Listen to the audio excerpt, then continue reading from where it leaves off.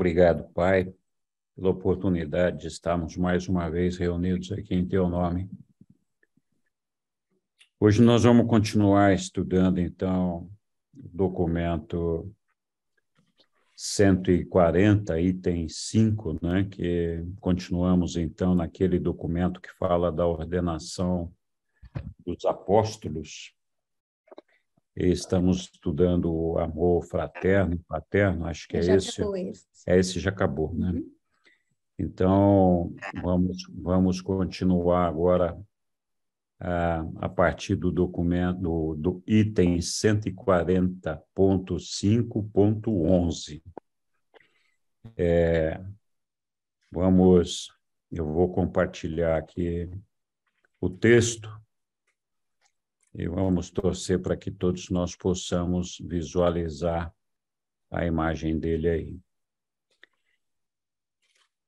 Então, vou voltar aqui um parágrafo antes, 140.5.10. E Jesus estava falando aos seus apóstolos, né? E, então, não é tão fácil ensinar à mente de uma criança essas duas primeiras beatitudes, mas a mente amadurecida deveria captar o significado dela. E essas beatitudes que ele está falando aqui são aquelas que felizes são os pobres em espírito e depois felizes são aqueles que têm fome de sede e retidão. Ele havia mencionado 4 pontos, e esse aqui é o terceiro que nós vamos ver hoje no 140.5.11. Felizes são os mansos, pois eles herdarão a terra. A mansidão genuína não tem nenhuma relação com o medo. É mais uma atitude de um homem cooperando com Deus. A vossa vontade será feita. Abrange a paciência e a tolerância, e é motivada pela fé inabalável em um universo amistoso e cumpridor da lei. Ela mantém o controle de todas as tentações de rebeldia contra o guiamento divino. Jesus foi o homem manso, ideal de Urântia, e ele herdou um vasto universo.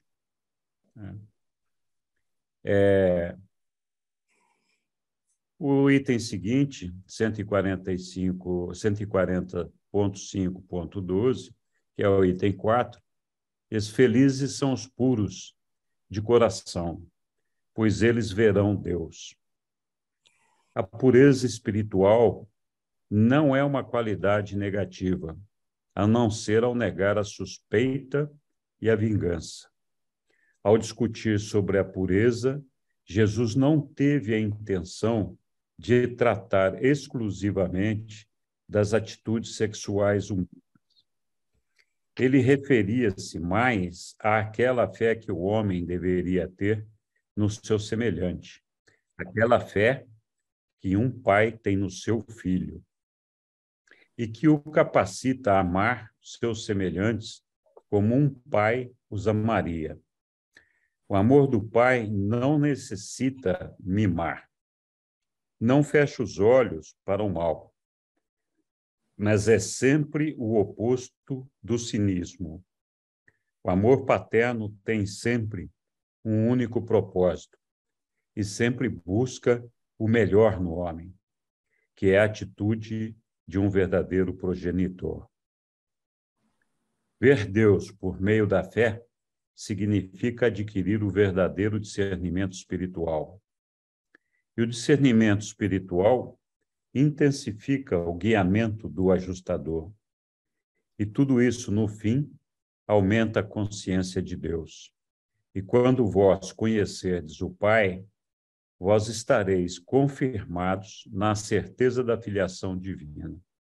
E podereis amar cada vez mais a cada um dos vossos irmãos na carne, não apenas como um irmão, com amor fraterno, mas também como um pai, com o afeto paterno.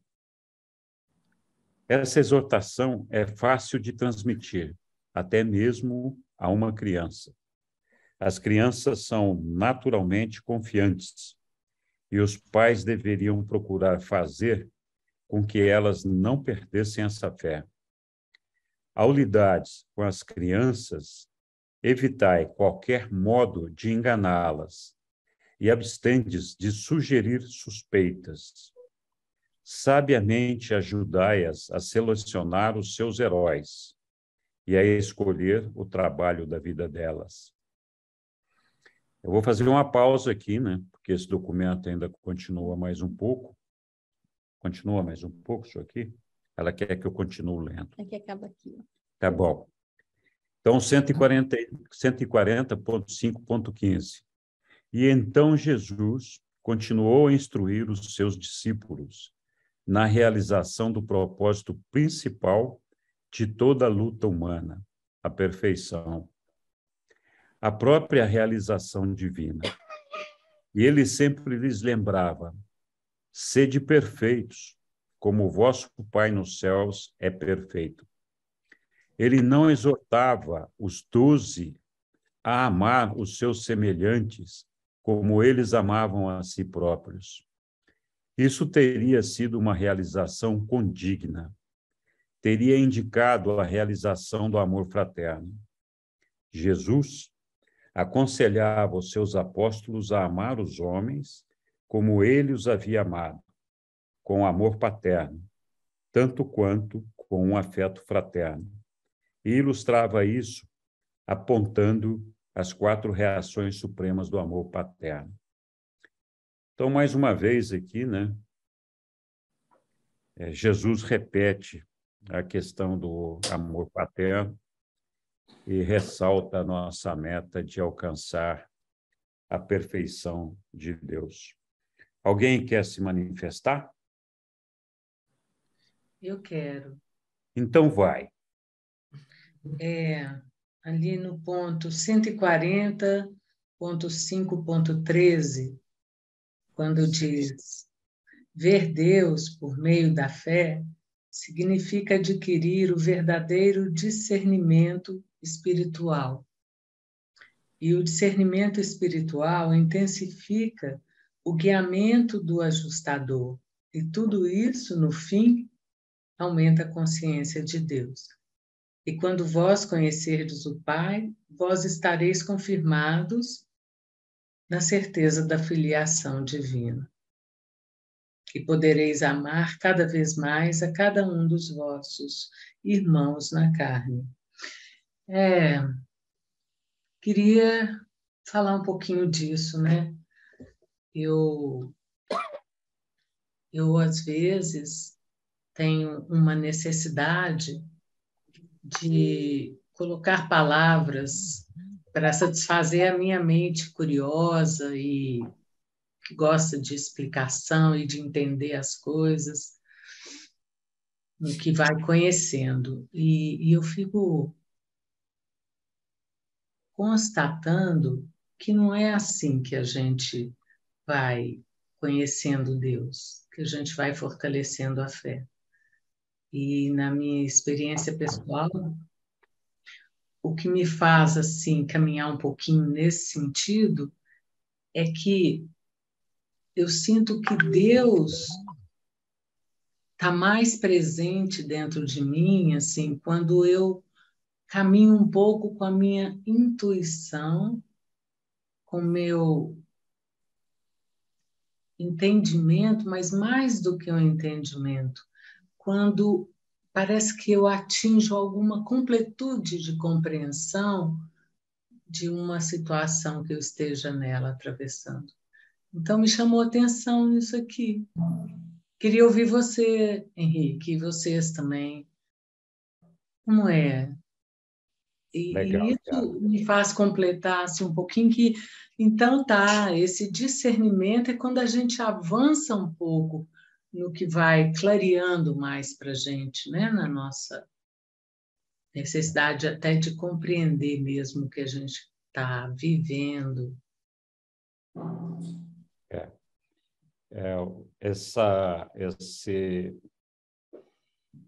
Esse sentimento, porque é um sentimento, esse valor de perceber o Pai, porque não é perceber um significado.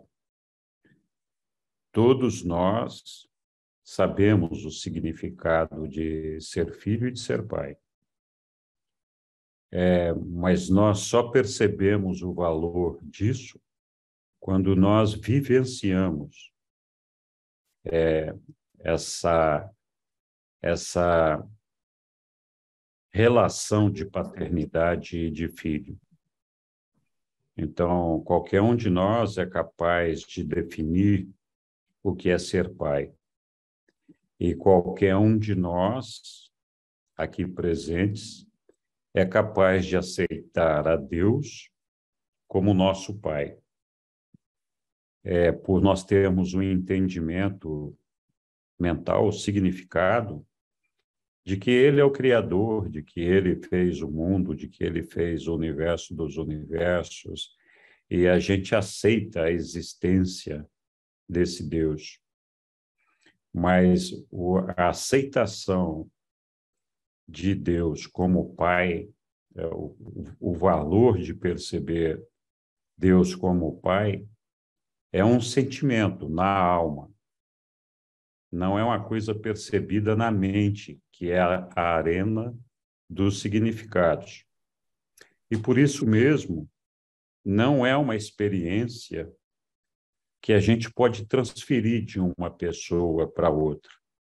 Nós podemos aqui discutir vários processos mentais e todo mundo estar de acordo com esses processos, cálculos matemáticos, questões de filosofia, enfim, uma série de coisas que nós podemos discutir dentro da arena mental e que nós podemos assimilar e concordar e participar desse entendimento.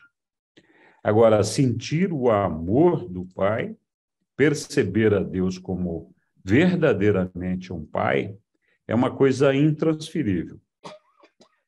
Não existe como a gente explicar sim, mas transmitir essa percepção. E é uma coisa muito pessoal de cada um. E é um processo de desenvolvimento espiritual de cada um de nós. Então, por isso que ele fala ali, quando você encontra o Pai, então você supera todas as suas dificuldades, você se realiza realmente como filho de Deus, no nosso caso, pela fé, né? E é uma percepção. Então, essa que é a ideia. Infelizmente, é um processo de desenvolvimento contínuo de cada um de nós, pela adoração, pela perseverança, pela fé, por verdadeiramente acreditar nessa condição paterna de Deus. Mas é uma coisa impossível de ser explicada, tem que ser sentida, tem que ser percebida, né? Sim. Oi, Obrigada. Aélia. Boa noite a todos. Boa noite. Eu faço a minha marcação num texto à parte, mas eu gostaria que voltasse no 12, mas eu vou estar olhando uma tela diferente. 12. Ok, vou voltar no 12. Estou entrando na minha tela, a minha. Ok. O que eu destaquei aqui na minha tela, no 12, foi o verso que diz assim: o amor do Pai não necessita mimar e não fecha os olhos para o mal, mas é sempre o oposto do cinismo. Aqui está colocando de modo pejorativo, ou pelo menos negativo, o mimar e o cinismo. E nós já aprendemos em outras oportunidades que cinismo é uma filosofia grega que tem uma conotação diferente dessa. Então, eu só gostaria de destacar esse cinismo pejorativo, negativo, do cinismo como uma prática religiosa. Esse é um ponto. Para não continuar muito, eu já queria destacar o 13. Daí alguém comenta de uma vez só. O 13. Está na tela? Eu não estou Sim. vendo. O 13 tem uma frase que me chamou a atenção. E essa frase, para mim, me parece oportuna destacar, porque no última frase diz assim: e podereis amar cada vez mais a cada um dos vossos irmãos na carne, não apenas como irmão, e aí diz que o irmão tem o amor fraterno, mas também como um pai, que tem o amor paterno. Nós já vimos isso lá atrás, e aqui está dizendo o seguinte, que nós só vamos conseguir ter êxito quando conhecemos o pai. Tem mais um texto que também eu marquei, que é o 24. Quando chegar, me avisa que eu não estou vendo a tela. Pegamos, mas nós não lemos ainda esse... Ah, tá, desculpe, eu marquei porque eu estou lendo mais rápido. Ok, esses dois, então. Quem quer comentar especificamente a diferença entre cinismo, no sentido pejorativo, e cinismo como uma prática religiosa, que é colocada como virtuosa no livro de Urântia, quando Jesus ensinou sobre tal. Eu não sei se quando Jesus ensinou sobre tal, era uma prática elogiável. Não, mas é que cinismo, ele está falando da filosofia cínica, né? Sim, da Isso. religião Filosofia cínica. Sim. Mas ele é uma o livro de Urântia enaltece o cinismo. Sim, mas esse... Filosofia. A filosofia. Mas esse cinismo que ele está falando aqui é desse cinismo nosso aqui do dia a dia. Um adjetivo pejorativo, ao meu ver. Uhum. Né? Não sei. Aqui no texto é pejorativo, com certeza, mas eu queria aqui destacar exatamente a diferença entre o cinismo negativo e o cinismo como uma prática filosófica, religiosa, inclusive. Então, eu pode nem deixar me para lembro. depois, não precisa ser agora, não, eu só estou destacando, mas, enfim, não precisa nem perder tempo. Tá bom. Ok. Que outras dúvidas?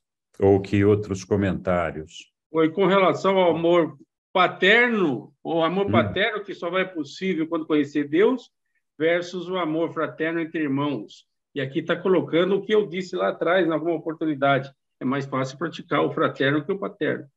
Com estranhos, obviamente. Eu, pessoalmente, não concordo que seja mais fácil. Eu acho que ele é de um significado talvez mais fácil de ser percebido, mas eu não acho que seja mais fácil. Eu acho que no relacionamento humano, no relacionamento que Deus espera que nós tenhamos com os nossos irmãos, do meu ponto de vista, é mais fácil você olhar um irmão e amar esse irmão se você tiver por ele um afeto paternal.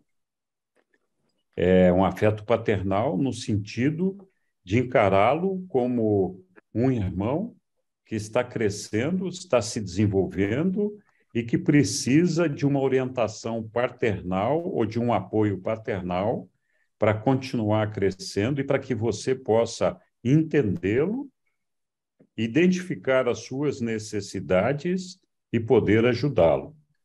Essa é a minha visão. Um pai, raramente, em condições normais, briga com um filho no sentido de desprezá-lo, de expulsá-lo, de afastá-lo da sua vida, né? Mas isso com irmãos acontece com frequência, né? Enfim, é a minha maneira de ver, mas posso estar enganado. O livro de Urântia dá uma importância muito grande a essa relação paternal.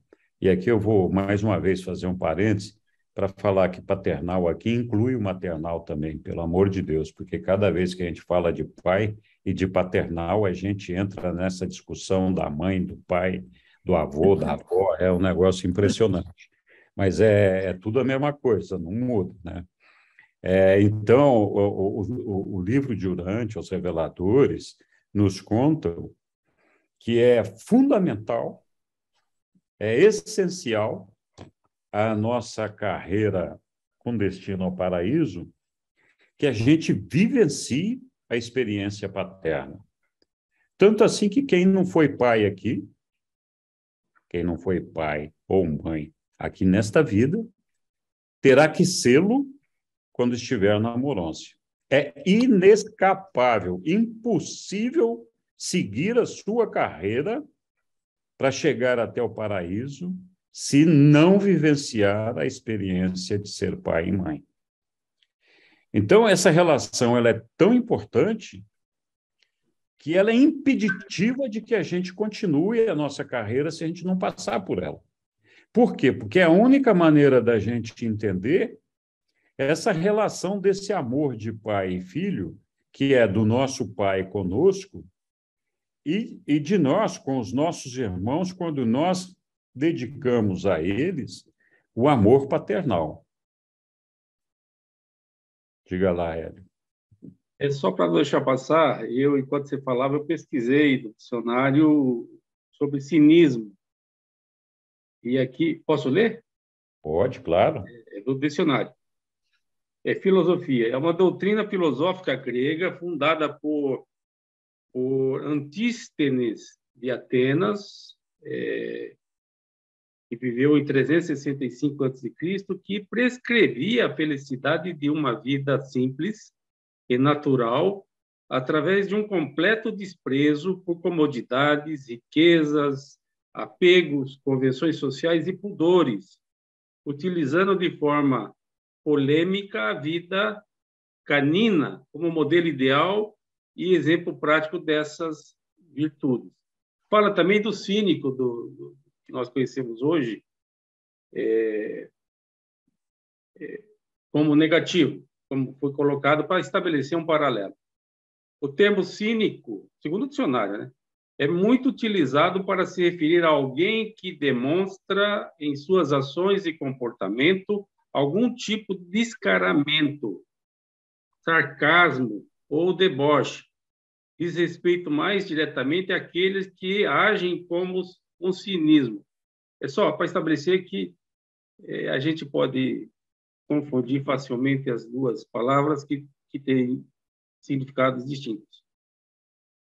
Obrigado, Hélio. Tanto que o filósofo mais conhecido, mais do que esse fundador, foi Diógenes, né? E a gente vê várias vezes a figura dele nu, com um manto, um cachorro ao lado dele e ele dentro de um barril. Ou seja, ele estava se despojando de tudo.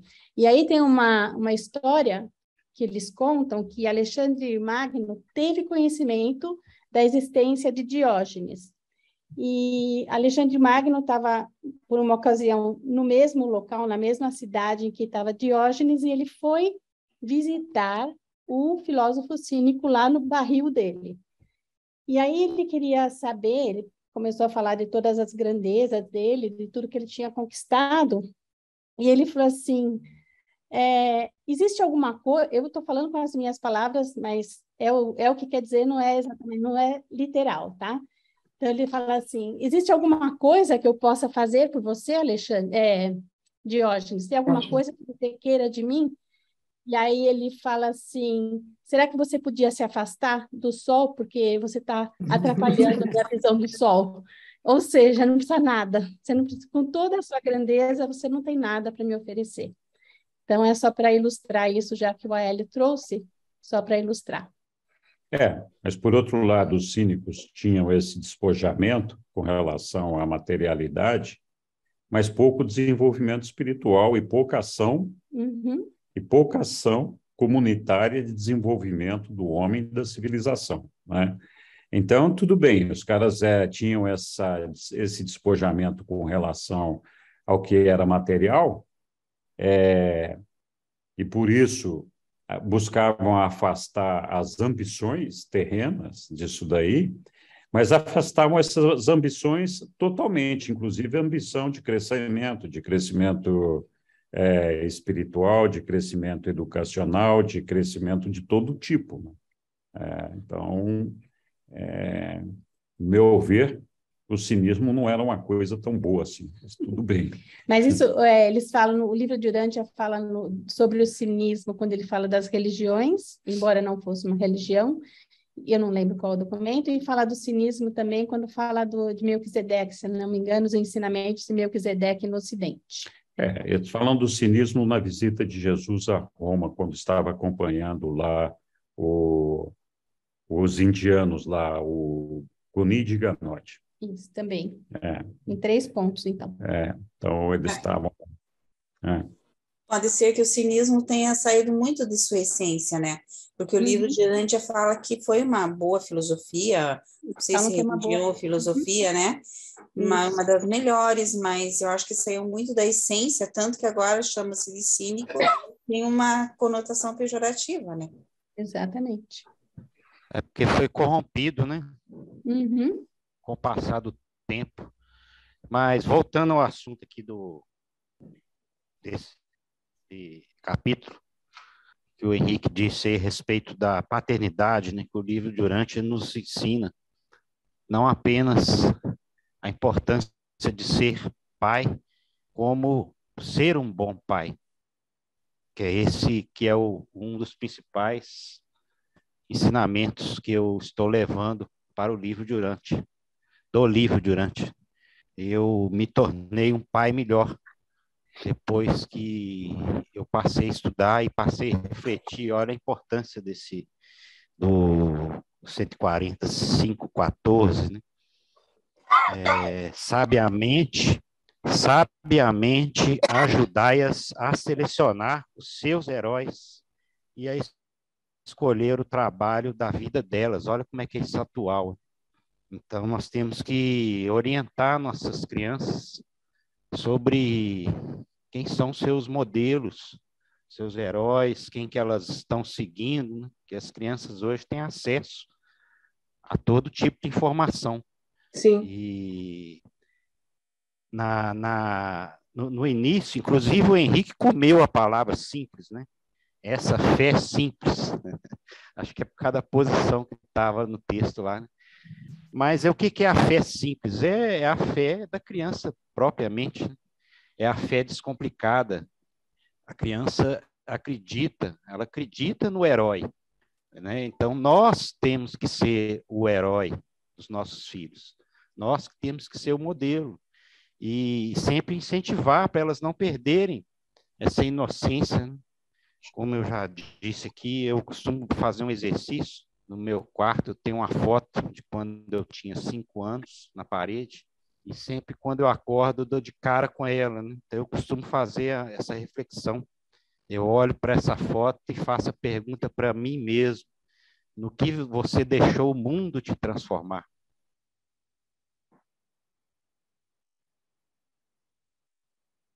Muito bem, Walter, é isso mesmo, né? Eu vi um comentário de uma criança falando do seu herói, dizendo: meu pai é meu herói favorito. Aí, por quê? Ele é muito corajoso, muito valente, muito poderoso. Sim, é. E não tem nada que ele tema. Sim, tem. O quê? A minha mãe. A criptonita do pai é a mãe. É. Mas, então, é isso. Mas legal o teu comentário, Walter, foi bem apropriado mesmo. Algum outro? Acho que o Irineu? Não. Então, vamos continuar a nossa leitura aqui. Alguém quer falar alguma coisa? Liguei com Ali o no bonde andando. 14, no 14, ele diz assim: as crianças são naturalmente confiantes e os pais deveriam procurar fazer com que elas não perdessem essa fé simples. Né? Como fazer isso? Como fazer? Elas confiam nos pais, né? Enquanto são crianças. Né? Ó, e aí a continuação é assim, ó: evitai de qualquer modo enganá-las e abstendes de sugerir suspeitas, ou seja, até o ponto que ela consegue perceber que tudo que o pai e a mãe estão falando para ela é a verdade, então o pai e a mãe, elas conseguem manter essa fé no pai e a mãe, porque eles não vão falhar nunca, porque eles só falam a verdade e tudo é corroborado. À medida que eles percebem, é o meu ponto de vista, tá? À medida que a criança percebe que nem tudo que o pai e a mãe fala, eles fazem, nem tudo que o pai e a mãe fala, eles conseguem observar na realidade, né, no mundo lá fora, aí acho que essa fé vai trincando, não é? Pois é, mas você sempre vai, por exemplo, abstende de sugerir suspeitas. Porque você vai ter que falar para eles tomar cuidado de alguma maneira, em algum momento, né? Sabe? Porque o mundo é cheio de armadilhas, afinal, né? Sim, mas imagina, por exemplo, um pai e mãe que prega uma coisa, e eu tô careca de ver gente assim, que prega uma coisa, né, que o discurso é mas a prática deles é completamente diferente. Isso, de alguma maneira, vai minando a fé da criança nesse pai e nessa mãe. Ou do adolescente, ou do jovem, ou, sei lá. Não é bem nem a fé, a confiança. É a confiança, né? A confiança que é um sinônimo quase. A criança percebe que o pai e a mãe não são tão heróis assim. Aquela história de, bom, eu não sei, nunca fiz isso, mas o exemplo, né? Diz aí que eu não tô, telefone, né? Diz aí que quando era até o fone fixo, né? Fala aí que eu não tô, quer dizer, já está ensinando a mentir, né? Já está, quer dizer, já vai desfazendo aquela... Mas mesmo assim, a criança acha que aquilo... você está dando um mau exemplo, mesmo que às vezes a pessoa que está fazendo isso, quem sabe não tenha consciência, mas já é uma coisa errada, né? Tem um comercial, eu sou publicitária, né? Então eu presto atenção bastante nisso. Tem um comercial das televisões a cabo, não sei qual é o nome da instituição, em que fala assim, meu pai fala que a gente não pode jogar papel no chão, meu pai fala... Então, cita várias coisas que as crianças não podem fazer. Mas ele faz gato na TV a cabo. Isso também não pode. Né? Então, são os exemplos tortos que às vezes a gente dá e não está nem vendo. Então, você fala uma série de coisas que a criança deve fazer, só que você age de uma forma diferente. Eu acho que isso mina a confiança da criança no pai. Ela vai percebendo que, não está legal isso daí. Sim, mas... A verdade é verdade em qualquer lugar. Porque eu vejo assim, as crianças, elas têm uma fé ali na família, né? No pai, na mãe, que vão aproveitar. Mas eu digo assim, quando elas saem para o mundo, e logo elas saem para o mundo, né? Não é assim, hoje em dia, então, as crianças estão indo para a creche com 1 ano, né? 2 anos. Mas logo que elas vão para a escolinha, você tem que estar assim, e perguntando, e às vezes alertando. Tipo, não aceite bala de qualquer pessoa, de um estranho, por exemplo, né? Não aceite um doce, um alimento de um estranho, né? Ela vai perguntar de certo, por quê? Porque... Aí você vai explicar para ela. Pois porque você não conhece essa pessoa, quer dizer, ela já vai estar criando uma suspeita, né? Uma outra pessoa que ela não conhece, né? Mas e a gente sabe que as crianças muitas vezes são enganadas e tanta coisa que pode acontecer, né? É horrível. Então, por isso que eu digo que é difícil. Não sei, você não vai falar, não vai alertar a criança, né? Por exemplo, quando ela quer colocar o dedinho na tomada, né? O que você vai fazer? O que você vai fazer ali? Você fala, não põe o dedinho, porque você vai levar um choque. E daí eu não saio, Sueli. Então, mas e se ela puser o dedinho e levar um choque, ela fala, nossa, meu pai tinha razão, minha mãe meu pai tinha razão, Eles não mentiram para mim, é verdade. É verdade. Olha, não sai na rua porque o homem do saco vai te buscar. Que homem do saco? Não existe isso, né? Mas em algum lugar existe, né? Mas tem gente que rouba a criança, tem gente que rouba mesmo. Quer dizer, não vá com estranhos, né? Se algum estranho for ficar na escola... Então, acho que depende, você pode falar a mesma coisa de maneiras diferentes. Sem falar mentira. Tipo assim... Nós vemos essa... O problema é tirar o não, né? Não coloque o dedo na tomada. Olha, essa tomada pode dar choque. Então, vamos deixar a tomada de lado. A tomada é só para né, e tal, para dar choque. Então, você já está alertando a criança de outra maneira. Em vez de dizer, não coloque o dedo da tomada, dizer, essa tomada pode dar choque. Então, mas fazendo um paralelo, é o que Jesus fazia. É isso. Jesus não falava assim, não as coisas de maneira diferente. É o que a gente não está acostumado, porque a gente não foi criado assim. Exatamente. E sai automático, né? Quando você vê a criança fazendo... Então, a primeira providência, lógico, eu colocava aqueles protetores na tomada, já para ter perigo. É perigo, é. Uma coisa que me chama a atenção na nossa conversa é que, assim, não podendo um filho confiar nos pais, ele também não tem como confiar em si. É como se a segurança que se tem ao confiar nos pais não pudesse ser acessada quando não chega ninguém. Porque a confiança que a gente tem num pai ou numa mãe é a sensação de que ele chegou, alguém chegou e fica aqui comigo, né? Esse alguém pode ser meu pai ou minha mãe. E se isso não é estabelecido, é algo que fica vazio, que eu acho que a humanidade experimenta muito e às vezes se assemelha à ausência de conhecimento de Deus, né? Que passa a ser mais um vazio. Não tem como acessar o valor pelo conhecimento desse lugar que alguém chegou, né? Alguém chegou, está aqui comigo. E eu posso experimentar essa confiança em mim também. Isso aí, Yara. Yolanda, por favor. A questão da paternidade, né? É ver dos nossos pais um herói, uma pessoa que fala a verdade, porque a gente precisa da verdade, da confiança, ter alguém que seja a nossa referência de verdade e de confiança. Porque se a gente não tem, realmente estamos perdidos, porque nosso modelo, vamos dizer, é Jesus. Nós temos nossos modelos, mas quando crianças, os nossos pais são nossos modelos. É deles que a gente tem a referência de moral e ética.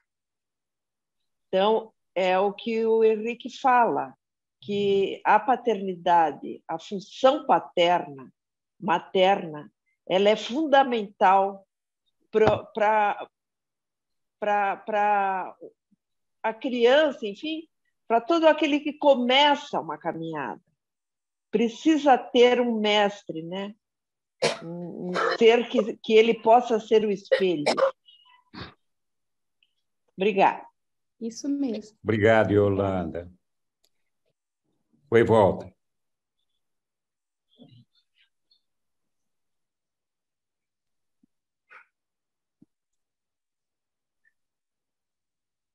Ops, o Walter caiu? Aélio. Então, Aélio, enquanto o Walter se recupera do tombo lá, vamos lá. Eu entendo, porque eu estava até agora há pouco também sem poder usar notebook. Bom, mas eu queria comentar em cima do que disse Lilian, que eu gostei demais da contribuição dela, mas destacando que há uma diferença entre mentir e proteger. A convivência em sociedade ensina... A convivência em sociedade só é possível quando a criança aprende a mentir. Verdadeiro. Quando a criança aprende a mentir, não pode dizer a verdade o tempo todo. E se disser a verdade o tempo todo, vai dar problema. Ou seja, quando o pai diz, avisa lá que eu não estou em casa, ou qualquer coisa do gênero, isso é hipocrisia, porque ele ensina uma coisa e pratica outra. Então, nós estamos falando de hipocrisia, e hipocrisia tem muito a ser dito sobre hipocrisia. Quando o pai quer proteger, ou a mãe quer proteger a criança de si própria, de cometer dano, já é outra coisa, já não tem a ver com hipocrisia. Então, só esse reparo, porque viver em sociedade nada mais é do que aprender a mentir, para viver bem. Se falar a verdade, falar o que pensa, pode ter certeza. Ah, você acha que eu sou bom? Não, você é ruim. Você acha que eu sou bonita? Você está horrorosa. Você acha... Tem que aprender a mentir. Isso já é uma regra social, senão vai viver lá na montanha. Muito bom, Aélio. Respeito a sua opinião, mas não concordo com ela. Nem eu também não concordo. Também não. Bom, Não. Foi, Walter. Eu acho que todos nós aqui, quando a gente era criança, deve ter apanhado, né? Lá em casa a gente apanhava com a hora marcada. Que maldade. E era sério. Talvez isso aí seja uma forma do meu pai expressar o amor dele pela gente, né? Batendo. E era comum, né? E até hoje é. Outro dia eu vi uma pesquisa aí, 80% dos pais ainda batem nas crianças. Então, isso não é o amor paterno, né? A agressão, a violência. Eu posso dizer que meus 21 anos que eu sou pai, nunca bati nos meus 2 filhos. Passam férias aqui comigo, já conviveram comigo. Um foi 5 anos, o outro foi 6 anos. Nunca bati. E dá vontade, mas é porque eu encerrei esse ciclo. E é o que eu ensino para os meus filhos. Né? Não é dessa forma que nós vamos conseguir exercer o amor através da violência. Sim, temos que exercer o diálogo. E aquela passagem que a gente sabe de Gandhi, né? Quando a mãe levou aquela criança que comia açúcar, né? Para ser aconselhado por Gandhi. Gandhi mandou ele voltar depois de 2 semanas, a mãe. Depois de 2 semanas ela voltou, aí Gandhi conversou, aconselhou a criança a não comer açúcar, convenceu a criança a não comer açúcar, e a mãe perguntou, por que só agora você está dando esse conselho? Ele falou, porque eu também comi açúcar. Então, muitos pais cobram dos filhos, não fumem, não bebam, mas bebem e fumam. Então, eu acho que tudo isso que nós estamos falando aqui é muito legal e vale uma reflexão. Com relação a Deus, nosso Pai, ele não mente para nós. Ele não fala, se você for meu filho, me reconhecer como pai, você não vai ter doença, você não vai morrer na carne, você não vai ter dificuldades, você vai... Ele não fala, a vida, pelo contrário, ele só diz, olha, você vai com confiança na eternidade, sabendo que eu sempre vou estar ao teu lado. Mas eu não prometo para você que eu vou afastar todos os perigos e que vou impedir que você seja vitimado por qualquer tipo de coisa. Mas eu prometo que em todas as circunstâncias da sua vida, eu vou estar do teu lado. E prometo que quando você chegar até o paraíso, a sua vida eterna vai ser brilhante, duradoura e recompensadora de tudo que você passou na sua vida. É isso que o Pai fala. Então, ele não mente. Ele não fala, não, acredita em mim. Então. Também não fala, não, se você não acreditar, você vai para o inferno. Então, o mundo, o universo, ele tem uma lei inexorável e as coisas são organizadas dentro dessa justiça do universo e elas vão acontecer.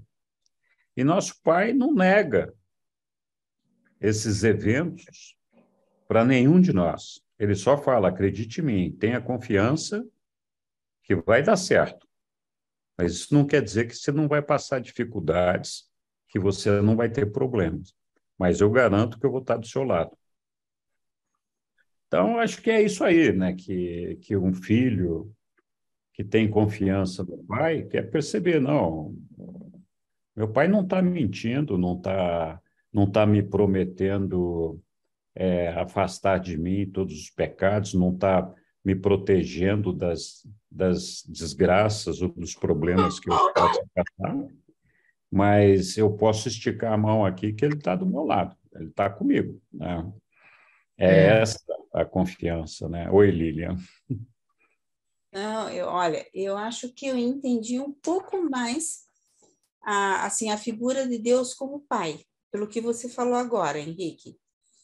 Exatamente. Porque, assim, realmente Deus você pode ter a confiança em Deus de que apesar de que tudo que você passa, assim, vamos dizer, as nossas provas, né, é para um bem maior.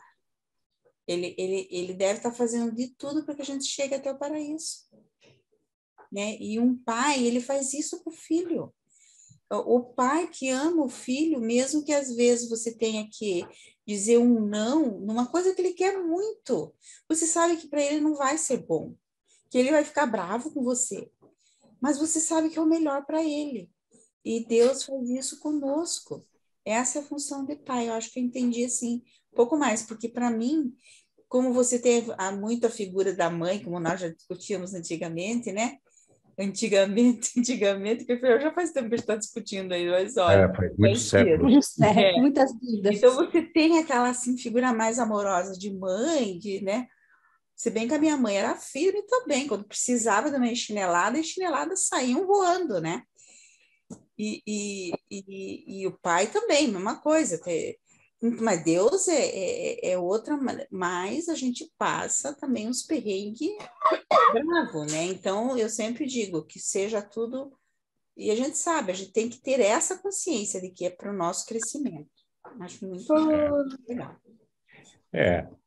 A gente tem sempre a notícia no livro de Urântia, e inclusive em alguns trechos da Bíblia, de que Jesus frequentemente se compadecia das misérias humanas. Ele percebia claramente os desafios que tinham que ser superados por todos os homens e mulheres, seja com questão de doença, de sobrevivência material para conseguir comida, enfim, infinitas agrúrias que são passadas pelos seus filhos, né? Porque ele é o nosso pai, nosso criador, enquanto aqui na Terra. Então, em nenhum momento ele fez, embora pudesse, nenhum gesto para que a humanidade deixasse de sofrer e de passar pelas experiências que ela tem que passar. Então, mas ele sempre falou, olha, eu estou do lado de vocês, estou junto, eu amo a todos vocês. Aqueles que seguirem em frente vão estar comigo lá no paraíso. Vão chegar lá e vão ser recompensados por tudo aquilo que tiveram que passar aqui, né? Então, acho que esse sentido dessa figura do Pai, sendo Jesus, o Pai para todos nós, é o que a gente tem que ter no nosso coração, né? Mesmo estando na cruz, pregado lá, ele fala, olha, Pai, perdoa esse povo aí, porque eles não sabem o que eles estão fazendo. Eu não quero que eles sejam castigados. Eles estão vivendo uma experiência errada, mas estão vivendo. Então, esse é o amor de pai. Fala, olha, coitado dos meus filhos que não souberam ainda compreender, não souberam entender. Eles vão sofrer muito para poder chegar até lá, mas eu não quero que eles sejam castigados. Eu não quero que eles sejam extintos. Não quero que eles sejam mortos.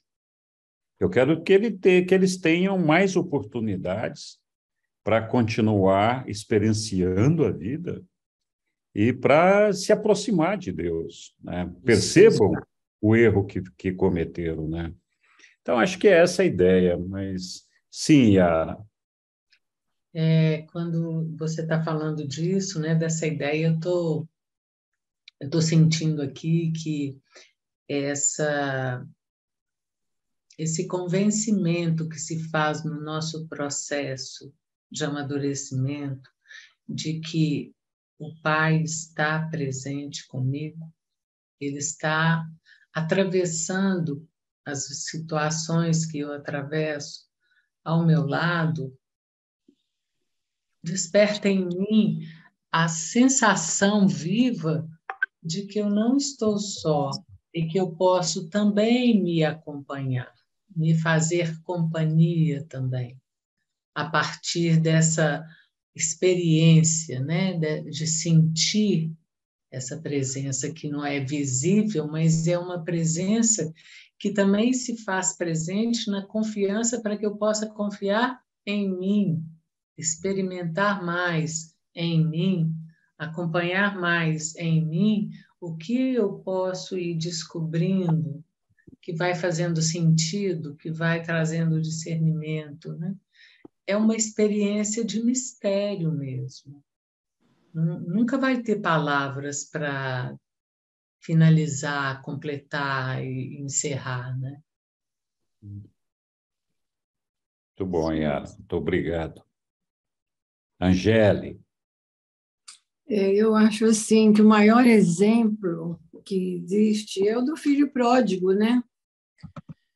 Deus respeita o livre-arbítrio dele, aí ele passa por todas aquelas experiências dolorosas e vai despertando, e Deus está lá à espera dele, não para castigá-lo, ao contrário, para oferecer um manto, né? Um anel, fazer uma festa para ele e receber ele de braços abertos. Então, esse exemplo do filho pródigo, eu acho que ele está assim, em quase todos os capítulos, todos os documentos, se a gente observar, tem sempre o filho pródigo de fundo. Eu acho esse o maior exemplo que pode existir. Isso mesmo, Angela. Muito obrigado. Hélio.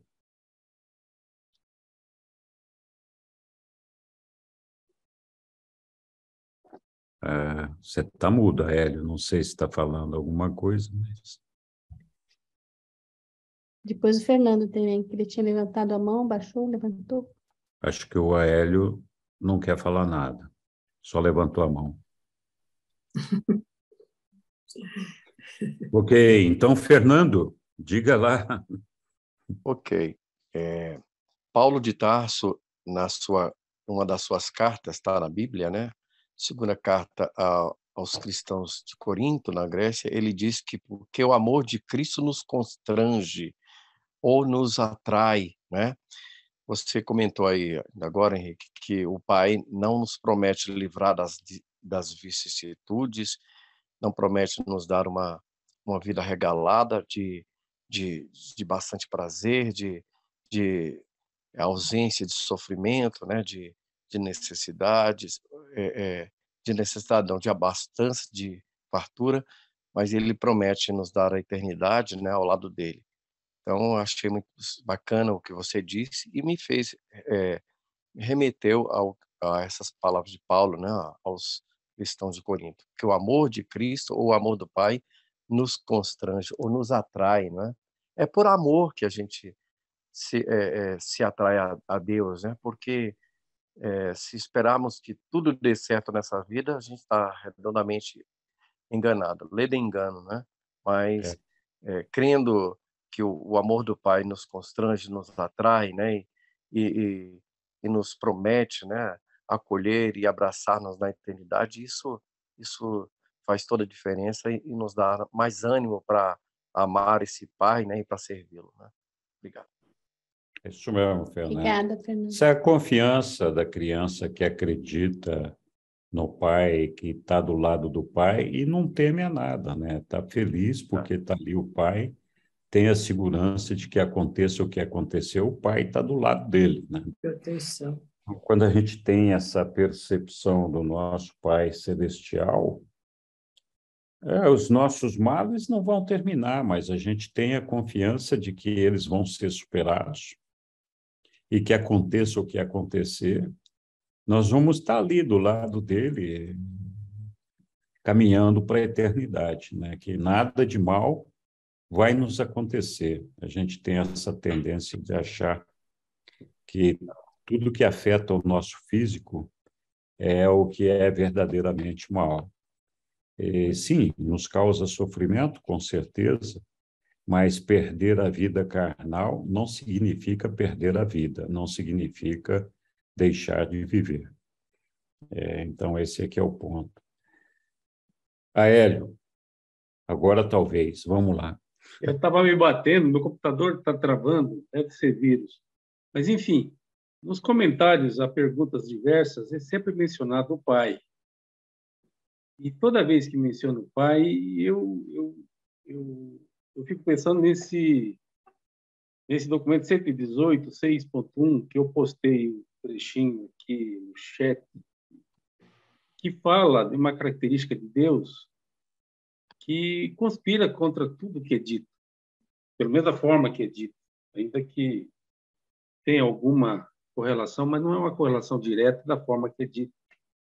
É a característica de Deus que diz assim, está na primeira frase, depois o resto é para justificar. Deus é verdadeiramente onipotente. Aqui nós podemos chamar Deus Pai, né? Mas não é onisciente. Essa palavra onisciente é, de modo geral, desprezada. Não apenas por estudantes da Bíblia, que até desconhecem a palavra, como também estudantes do livro de Urântia. Essa palavra onisciente tem uma relevância para mim tal que compromete muita coisa que é dita a respeito do Pai. Vamos lá, continuando. Ele, para quem não sabe o que é onisciente, a próprio texto ensina. Ele não faz pessoalmente tudo o que deve ser feito. Há muita coisa que se atribui a Deus ou ao Pai como sendo da palavra dele, da verdade. Não é, pelo menos o que está escrito aqui, salvo melhor juízo. A onipotência abrange o potencial de poder do Todo-Poderoso, Supremo e do Ser Supremo, mas os atos volicionais de Deus não são feitos pessoais de Deus. Não ser feitos pessoais, ou seja, nós atribuímos o bem e o mal a Deus, e, na verdade, não é bem assim. Advogar a onisciência da deidade primordial seria desautorizar quase 1 milhão de filhos criadores do paraíso, para não mencionar as hostes inumeráveis de várias outras ordens existentes. Bom, então, da maneira que eu vejo, o pai do nosso super-universo local é Micael. Ele é pai, ainda que ele tenha se apresentado como Jesus filho, Jesus irmão, mas ele é o pai. É difícil a gente olhar para Jesus e imaginar ele sendo o pai, mas ele é, salvo melhor juízo. Eu sei que estou fugindo muito do assunto, mas já que foi comentado, eu não quis desperdiçar. Obrigado. Você tem razão, Aélio. É por isso que ele fala que a gente ame o próximo como ele nos amou, com amor paternal. E ele mesmo reconhece nos textos aí que ele é o nosso Criador, enquanto aqui na matéria, ele é nosso Pai. Isso entra numa outra discussão que nós já falamos em outras oportunidades, que é a questão da filiação divina. Então, enquanto homens, Jesus é nosso Criador, então é nosso Pai. Nós não somos espíritos ainda. Seria necessário que nós alcançássemos a fusão com o nosso ajustador do pensamento para que nós nos transformássemos em espíritos. E apenas na condição de espírito nós podemos ser filhos de Deus o Pai. Então, a nossa filiação a Deus o Pai aqui é pela fé, por acreditarmos que Ele existe. Mas a nossa existência aqui é um produto da criação do nosso Micael. Então, enquanto na carne, potencialmente seres espirituais, nós não somos ainda seres espirituais, portanto, não somos nascidos do Espírito, não somos filhos de Deus Pai.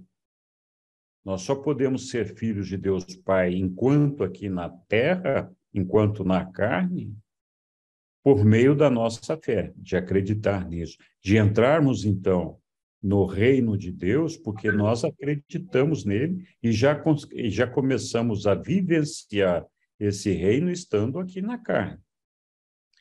Mas, assim, genuinamente falando, nós só seremos filhos de Deus Pai depois de alcançarmos a fusão com o Espírito. É por isso que Jesus falava, é preciso que nasçais de novo, que nasçais do Espírito. Nós ainda não nascemos do Espírito. Nós estamos numa fase embrião, em desenvolvimento. E nessa fase aqui, sim, Jesus é nosso Pai, Ele é nosso Criador. Então, a gente pode ter dificuldade de compreender isso, mas, na verdade, não é bem assim. Jesus, o Pai jamais poderia, ele não teria como criar mundos imperfeitos. Por isso, ele fez filhos criadores perfeitos, especialistas em criar mundos imperfeitos. Então, o pai nunca poderia ser capaz, ele, pai, poderia até, mas ele não criaria um mundo imperfeito. Só o filho criador, dotado dessa capacidade, dessa perfeição de criar um mundo imperfeito, poderia fazê-lo. É por isso que o pai não tem, como se diz ali, o Hélio leu aquele texto da onipotência e onisciência, ele não é onisciente porque ele delega aos filhos criadores a responsabilidade de fazer com que esses filhos potencialmente espirituais conquistem esse nascimento do Espírito. Essa é a missão do filho criador, e o pai não interfere nessa missão. Então, é uma discussão mais detalhada, mais profunda aqui, mas eu espero que eu não tenha confundido as coisas. Enfim, muito obrigado, Aélio. Outros comentários a respeito? Ainda, sim. Vamos lá, Walter. Ainda lembrando e completando o que o irmão falou sobre os ensinamentos de Paulo em Tessalonicenses 5:18. Em tudo dai graças, porque esta é a vontade de Deus em Jesus Cristo para convosco. Esse aí é um exercício constante de gratidão a tudo, os momentos bons, os momentos ruins que nós passamos. Como disse aquela música, né? A vida é como uma onda. Tem hora que nós estamos na crista, tem hora que nós estamos no poço. Então, nós temos o tempo todo compreender que esse mundo é um mundo imperfeito. Então, nós não podemos estar o tempo todo lá no topo, né? Tem hora que a gente vai estar no poço, assim como a física nos ensina. Então, quando Jesus lavou os pés dos discípulos, ele nos ensinou, além de um exercício de humildade, né, que o verdadeiro sentido da vida é servir e não ser servido. Então, por isso que muitos sofrem, porque acham que o mundo gira em torno dele. Tudo tem que dar certo para mim. Ele não aceita a derrota. Então, muitas vezes, a derrota nos ensina, né? Como Jesus disse mesmo, é necessário que venha o escândalo. Nós aprendemos com o erro do outro. Então, quando você está orando e vigiando, você também está observando a falha do outro e também aprendendo com o erro do outro, dando graça por tudo que está acontecendo ao nosso redor é para o nosso próprio bem, porque aqui é a nossa escola de aprendizado, né, para nos tornarmos perfeitos no futuro. Tudo bem, Walter. Acho que era a Lilian que queria falar alguma coisa. Não, eu me lembrei daquele... Tem uma parte do livro, eu tentei achar, não consegui, que fala sobre os pais, né? Que nós vamos reconhecer desde o pai mortal até indo até o Criador, daí passa por vários pais, os pais da constelação, os pais os Altíssimos, né? Depois Jesus, depois os Anciãos dos Dias, até achei como super pais, né? Os Anciãos dos Dias. Então, tem várias referências a pais. Então, esses vários reconhecimentos chegam até o Pai Universal, né? Chegam até porque o Pai Universal, ele delega aos seus filhos essa paternidade. Então, Jesus é Deus e é nosso Pai Criador também, né? É isso que a gente às vezes... Mas aqui, acho que se refere diretamente ao Pai Universal. Ele é o Criador de tudo, né? De tudo. Sim, isso mesmo, Lídia. Muito obrigado. Ainda?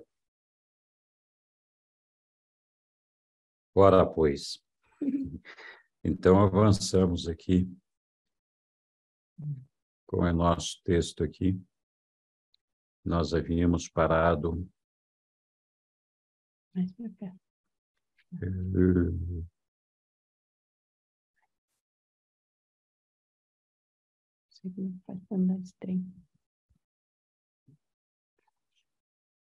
Pra cima.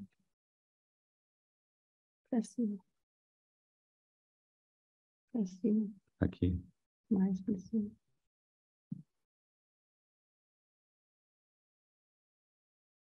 Já foi lido.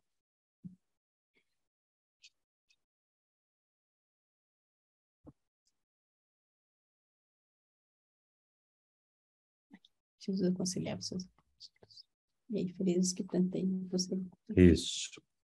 Então, nós paramos aqui no 145:16, depois da Sussuzinha me lembrar aqui. Então, vai. Alguém quer ler? Posso ler. Então, vamos lá. Quem de nós dois? Foi eu e outra pessoa, eu não sei. Você mesmo. Que disse que podia ler. Eu? Isso. Ok. Felizes, então, os que prandeiam, pois serão confortados. Nem o chamado senso comum, nem a melhor das lógicas nunca sugeriram que a felicidade poderia derivar-se da aflição. Jesus, porém, não se referia ao lamento externo nem ostensivo. Ele aludia a uma atitude emocional de ternura de coração. É um grande erro ensinar aos meninos e aos rapazes que não é masculino demonstrar ternura ou, por qualquer outro meio, evidenciar sentimentos emocionais ou sofrimento físico.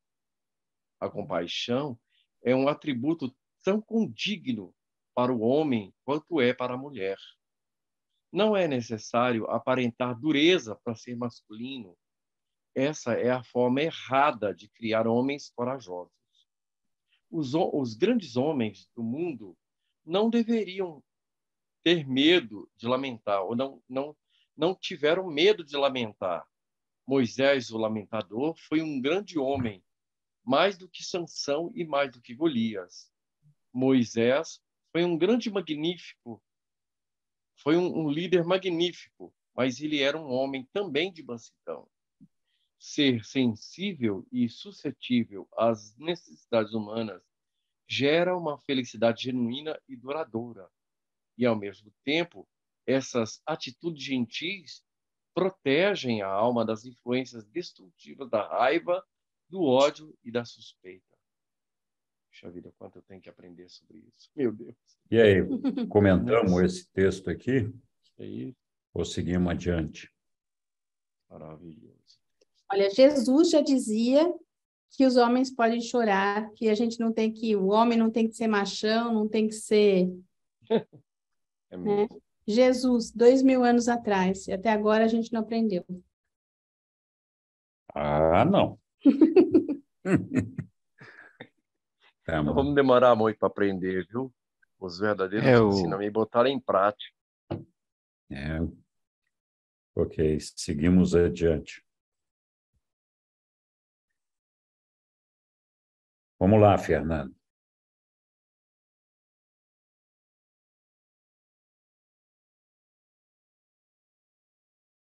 Alô, alô, Fernando cambiou.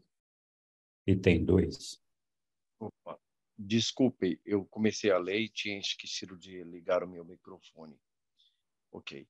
Felizes são os misericordiosos, pois eles alcançarão a misericórdia. Misericórdia aqui tem a conotação de altura, da profundidade e da largura da mais verdadeira amizade, o amor da bondade. A misericórdia, algumas vezes, pode ser passiva, mas aqui ela é ativa e dinâmica, a paternidade suprema. Um pai cheio de amor, pouca dificuldade tem de perdoar o seu filho, e de perdoá-lo até muitas vezes. E para um filho não mimado, o impulso de aliviar o sofrimento é natural. Os filhos são normalmente bons e compassivos quando já têm idade suficiente para avaliar as condições reais. Obrigado, Fernando. Nós estivemos já falando exatamente dessa relação paternal com os filhos, né? Então, se a gente conseguir enxergar o próximo com um amor paternal, nós vamos ter capacidade de perdoá-los. Muitas vezes, se a gente conseguir enxergar com esse olhar de amor paternal, né? É que para a gente é difícil, né? Mas quando a gente percebe a relação de amor que nós temos com o nosso Pai, com Deus, e nós já falamos disso, isso é um sentimento, é um valor percebido dentro de nós, fica mais fácil a gente entender essa relação.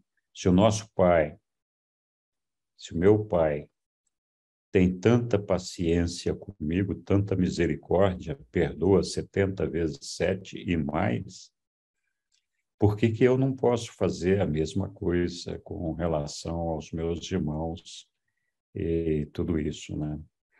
Então, eu acho que aí atrás o texto também falava que somente quando a gente percebe esse amor do nosso Pai e sentimos ele dentro de nós, dentro do nosso coração, é que nós vamos ser capazes de multiplicar esse amor para as pessoas que nos cercam, de olhar com o mesmo olhar, com a mesma misericórdia, com a mesma paciência, com a mesma tolerância de perdoar não uma, mas muitas vezes, né? Então é bem legal. Henrique, Oi. O que é um amor paternal e um amor fraternal? Qual é a diferença aí? Porque enfatiza-se muito no livro Durante que devemos praticar um amor paternal, né? Qual a diferença entre amor paternal e fraternal aí nesse caso? É justamente essa de que o pai deposita no filho uma confiança, uma esperança, um amor de que esse filho vai dar certo. Não importa quantas vezes o filho erre, o pai vai insistir com o filho, vai perdoar o filho e vai tentar, de todas as formas, ajudar esse filho a se encontrar e achar o caminho certo. No amor fraternal, a gente, evidentemente, tem um amor de um irmão pelo outro, mas a gente não tem essa paciência e essa tolerância, né? Quem é pai sabe como é importante e como é diferente esse amor que a gente tem por um filho ou por uma filha daquele amor que a gente tem por um irmão, mesmo que seja um irmão de sangue. Então, qualquer pai normal ou mãe seria capaz de dar a vida por um filho. Um irmão, talvez sim, mas não sempre. Então, essa que é a grande diferença. Eu não sei, eu talvez pelo fato de ser pai de 5 filhos, Eu tenho muito claro em mim a diferença do amor paternal de um amor fraternal. Não tem nada que eu não faria por esses filhos. E eu tenho 5 irmãos e irmãs, que eu adoro, todos eles também. Mas eu, com certeza, não trocaria nenhum filho meu por nenhum desses meus irmãos.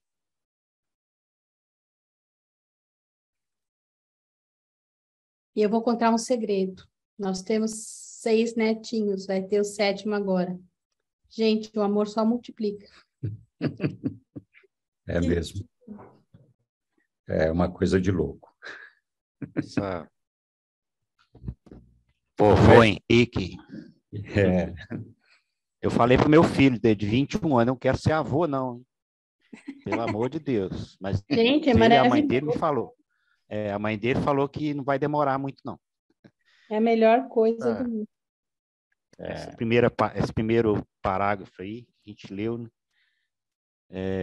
Os homens têm muita dificuldade para expressar sentimentos. Então, eles ficam reprimindo. Dizem que um homem não chora. Então, eles não conseguem entender que o que chora, né, é a nossa centelha, nosso ajustador de pensamento, como, né, o significado de Namastê, o Deus que habita dentro de mim, saúda o Deus que habita dentro de você. Né? O que é esse Deus? Nós sabemos quem é esse fragmento, né? Essa consciência que faz doer o peito, que faz a gente chorar pelo outro, quando a gente vê a tragédia, a dor, uma criança sendo abandonada, né? O ser humano com as suas atrocidades. Então, é difícil para um homem, né? Ele tem vergonha, então ele tenta reprimir, ele tenta segurar, porque ele acha que um homem não pode chorar, porque nós fomos criados dessa forma, né? Isso é uma da característica dessa sociedade machista, né? Sociedade, como é que chama o termo que a gente vive? Patriarcal. Me ajuda, Henrique. Patriarcal. Então, nós somos ensinados que é vergonhoso. Eu choro muito, desde criança. Eu fiquei uns 4 anos sem assistir televisão. Na época que eu entrei para o Espiritismo, foi o melhor conselho que me deram. Para de assistir televisão. Então, eu parei, e com isso, para me preparar, né? Foi um momento que eu sofria muito de ver essas coisas que a gente vê hoje aí, né? Tanta violência. Então, hoje eu consigo lidar bem com isso. Voltei a assistir televisão e estou chorando menos. Que legal, Walter. Muito bom. Você tem razão. Henrique. Oi, Henrique. Eu tenho um filho e uma filha, tenho 3 netos e uma neta. E agora eu vou ser bisavô. Uau! Que legal, Daqui 2 meses e pouco eu sou bisavô. Que bom. Mas uma das coisas, assim, eu estou esperando como é que é essa experiência de ser bisavô, né? Ainda não sei. A minha mãe vai ser trivó, né? Uau. Mas aquela coisa de pai é bem interessante. Eu tenho muito amor pelos meus filhos, meus netos, pelos meus irmãos. Mas que eu tive muito amor foi com meus pais, né?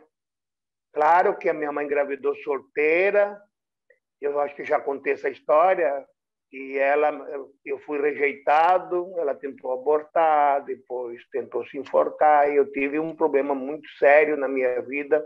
Não faz muito tempo que eu acabei descobrindo todos os meus problemas. Mas eu acho que ninguém amou tanto o pai e a mãe como eu. A minha mãe vai completar 87 anos. Eu adoro aquela velhinha. Quando vou lá, eu fico com ela no colo. Que legal. Você sabe aquele amor que a gente tem, né? E eu olho assim para meus irmãos e eu sinto que eles não têm aquele amor que eu sinto pela minha mãe ainda hoje, né?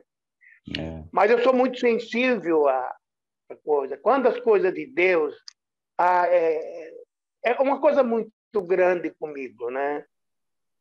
Porque eu sempre me criei no sítio e eu via lá o pintinho quando ele descascava, que ele tinha que quebrar aquela casca e ele tinha que sair lá de dentro daquela casca, ele não tinha ajuda de ninguém.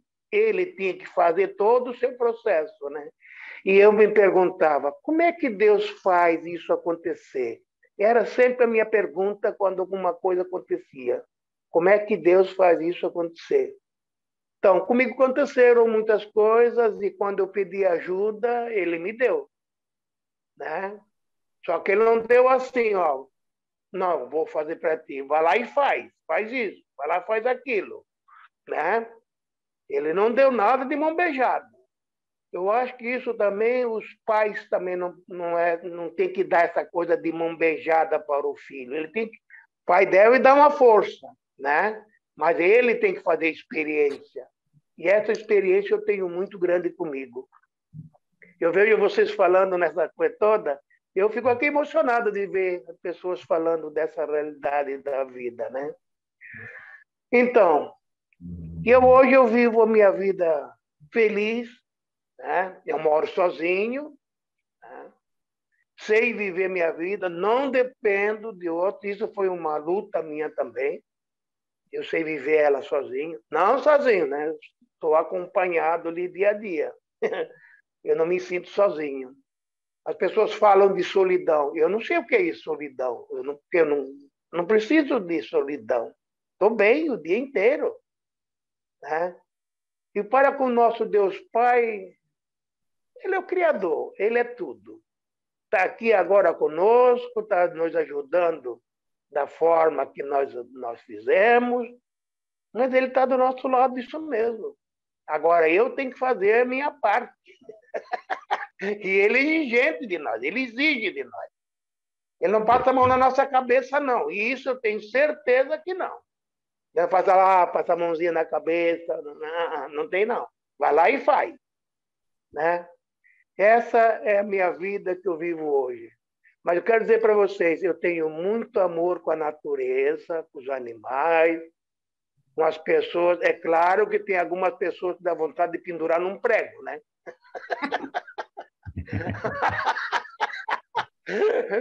Dá vontade de pegar assim e pendurar lá num prego lá. Porque olha que tem pessoas que desafiam mesmo. E às vezes a gente não acha saída, né? E quando a gente não acha saída, a gente começa a ficar nervoso, ficar agitado, né? Porque a gente não buscou saída. Mas é isso. Eu só quero dizer assim que eu sou feliz de estar nesse grupo com vocês. Foi uma descoberta muito linda que eu fiz no livro de Urântia. Eu tenho o livro aqui. Eu entrei nesse grupo antes de conhecer o livro. Foi muito bom. Melhor ainda conhecendo todos vocês que estão aí, né? E isso que me faz feliz, amanhecer o dia e lembrar que tem mais uma noite, que tem mais uma aula, né? E isso, acho que para mim é viver a vida. E gratidão a todos, com todo o carinho do mundo. Obrigado. Ok? Obrigada, Irineu. Obrigada. Obrigado, Irineu. Muito bom ter você com a gente aqui, viu? A gente também gosta Com muito. certeza. Um beijo grande aí. Oi, Lilian. Não, eu vou contar, não é uma piada, é uma coisa engraçada, assim, que eu Então, lembrei do bisavô, quando o Irineu falou. Eu tinha uma aluna, elas eram gêmeas, até, mas uma delas dizia assim, professora, eu moro com a minha bisa, sabe? Mas eu gosto mesmo da minha tátara. Tátara, que legal. Você veja como as pessoas estão vivendo bastante hoje em dia, né? Olha só. Poxa vida, hein? Que legal. Tá certo. Muito bom. Eu queria falar com o Irineu. Fala, Angélica, o Irineu. Ele está louco. Irineu, Fala. segundo o nosso ensinamento, você vai ter que tirar a pessoa lá do prego e pendura ela no varal. Aí, devagarinho, você espera ela secar e você põe ela no chão e E tenta conviver com ela com o amor de pai, porque não é fácil. Realmente não é nada fácil. Mas a gente vai ter que aplicar o ensinamento. Ele não pode ficar só na teoria, não, né? Mas isso é um aprendizado. É aprendizado. Devagarinho você vai abaixando ele até ele se domesticar e você poder passar a mãozinha na cabeça dele. Ah, não vou passar, não. Não vou passar a mão na cabeça dele, não. Pode ter certeza que não. Não, leva tempo, mas você oferecendo a outra face, ele vai despertando devagarinho, ele vai vendo que você não está revidando as alturas dele, ao contrário. Você está dando um amor que ele não merece, mas é só aí que ele vai despertar. Não, mas eu não discuto. Se for para discutir com uma pessoa, eu já paro ali mesmo, no mesmo lugar, saio, estou fora. Não é para discutir, não é para discutir. Porque aí gera o Antigo Testamento, aí gera guerra, né? Eu sou do Oriente, então eu sei que quando tiver discussão, a guerra continua, né? É mais assim, um testemunho de amor, sabe? Assim, de você trocar a maldade com bondade. Eu acho que só assim que a gente... Claro que não são todos, né? Mas eu acho que eu tenho experiências de pessoas que tinham, assim, na verdade, acho que era inveja, sabe? Mas eu sempre procurei tratar muito bem diante das agressividades, diante de querer denegrir a sua imagem, sabe? Mas eu sempre tratei bem. E hoje são meus grandes amigos, minhas grandes amigas. Legal. Então, é isso. Eu já tive um inimigo que hoje é meu amigo. E é amigo de verdade. Então. Que sou eu mesmo, né? O maior inimigo está dentro de nós, né? Tem que ser trabalhado. É isso mesmo. Muito bem, pessoal. Seguimos mais um pouquinho aqui. Para ver se a gente mata esse documento aqui. Mata não, termina ele. Onde estamos? Felizes são os pacificadores. Quem quer ler? Posso ler? Então, vamos lá.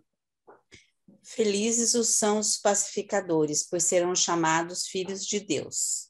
Os ouvintes de Jesus tinham uma sede ardente de libertação militar, não de pacificadores. A paz de Jesus, contudo, não é de espécie pacífica e negativa. E em face das provações e das perseguições, ele disse: a minha paz eu a deixo convosco. Que o vosso coração não seja perturbado e que não padeça de temores. Esta é a paz que evita conflitos danosos. A paz pessoal integra a personalidade. A paz social afasta o medo, a cobiça e a raiva. A paz política impede os antagonismos raciais, as suspeitas nacionais e a guerra. Buscar a paz é a cura para a desconfiança e a suspeita. As crianças podem aprender facilmente a funcionar como pacificadoras. Elas gostam de atividades grupais. Elas gostam de brincar juntas.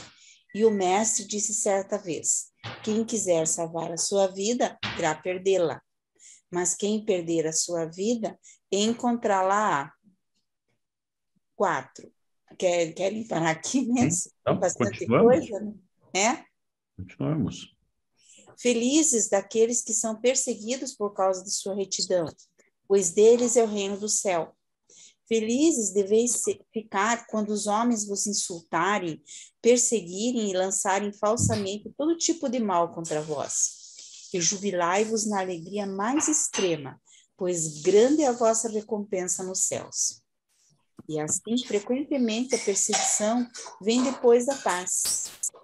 E os jovens e os adultos corajosos nunca fogem da dificuldade e do perigo. Nenhum amor é maior do que aquele que dá sua vida pelos seus amigos.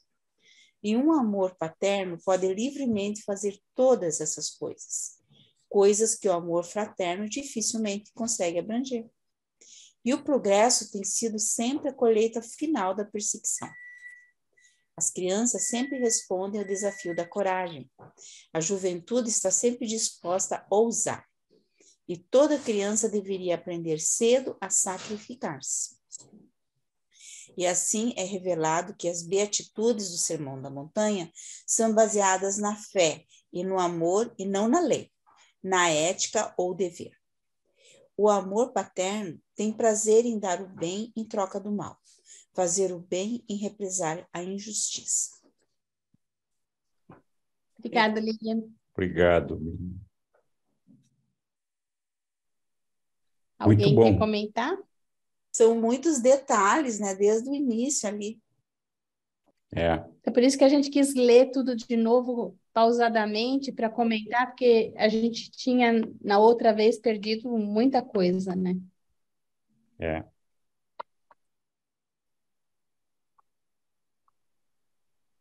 é. A retidão é um negócio difícil mesmo de ser compreendido, principalmente nos dias que nós vivemos aqui na CAR, né? A retidão é você não se desviar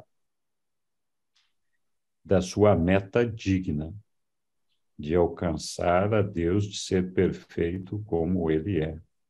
Então, é não se deixar subornar pelos prazeres, pela vida fácil, por vantagens, por benefícios, enfim, por qualquer tipo de tentação que nos leve a uma valorização das coisas pequenas e distantes da vontade de Deus. E é isso que Jesus enfrentou muitas vezes, essa retidão, né? Ele enfrentou essa retidão quando ele rejeitou a ideia de integrar o grupo dos Zelotes, grupo revolucionário, né, que queria derrubar o governo de Roma. Quando ele quando ele não aceitou se casar com Rebeca, mesmo que o pai dela se dispusesse a sustentar toda a família dele, por quem ele trabalhava muito para dar o bem-estar. Quando ele rejeitou ser o mestre do novo templo, que foi a ele oferecido para que ele se transformasse no maior dos mestres de todos os tempos, e ele não aceitou. E assim foi, em toda a vida dele, ele não se submeteu a glórias e vantagens e benefícios que não estivessem alinhados com o propósito da vida dele, de revelar Deus aos homens e os homens a Deus. Então, essa retidão custou a ele, muitas vezes, situações bastante delicadas, como quando ele rejeitou ser um dos zelotes, e que ele nunca mais foi aceito na comunidade de Nazaré como o jovem brilhante líder que ele sempre tinha sido até então. Então, a partir dali, ele passou a ser rejeitado lá em Nazaré. Mas isso não mudou a coragem dele, e está bastante em linha com o texto aqui, né?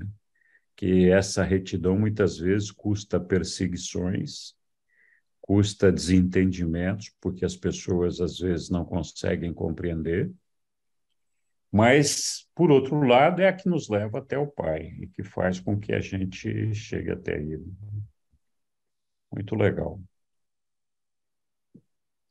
E aí, finalizando, lá no finalzinho, o texto fala assim: e assim é revelado que as beatitudes do Sermão da Montanha, ou seja, o Sermão da Ordenação dos 12, né, são baseadas na fé e no amor, e não na lei, na ética ou no dever. Por quê? Porque eles são baseados nas coisas que realmente importam para o reino, e não nas coisas terrenas, né? E aí ele complementa assim: o amor paterno tem prazer em dar o bem em troca do mal, em fazer o bem em represália à injustiça.